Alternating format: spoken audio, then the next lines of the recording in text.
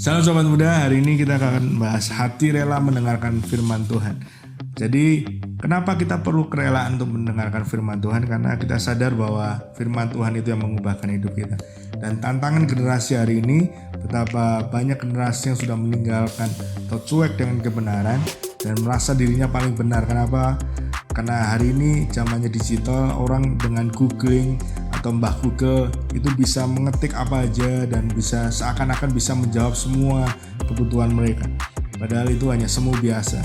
Jadi kita harus sadar bahwa kerelaan hati ini untuk membaca firman bukan lagi dipaksa-paksa, bukan lagi diiming-imingi sesuatu baru membaca firman Tuhan.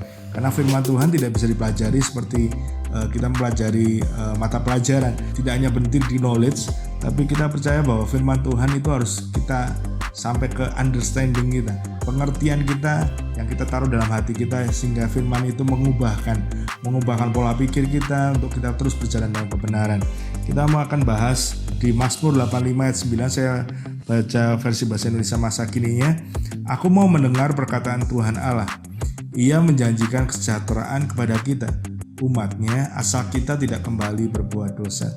Jadi mendengarkan perkataan Tuhan, kenapa? Ia menjanjikan kesejahteraan dalam hidup kita. Ia yang menjanjikan kita diubahkan menjadi serupa dengan Tuhan. Jadi bukan lagi kita dipaksa-paksa, dan firman Tuhan itu yang menjauhkan kita dari dosa. Jadi pastikan bahwa hidup kita dipimpin oleh firman Tuhan dengan kerelaan hati. Miliki rasa rela hati itu untuk kita belajar firman Tuhan. Ya, awal-awal dulu Kristenan saya juga untuk membaca firman Tuhan rasanya perlu didorong-dorong, perlu dipaksa-paksa.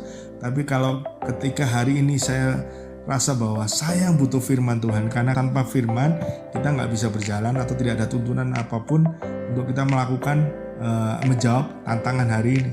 Jadi rela itu sungguh-sungguh membuat kita mendengarkan firman Tuhan dengan sungguh.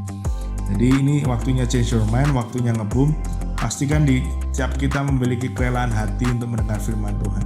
Biarlah firman Tuhan bukanlah selagi sebuah paksaan, tapi biarlah firman Tuhan menjadi kesukaan hati kita untuk kita merenungkan, membaca dan melakukannya. Tuhan Yesus berkati.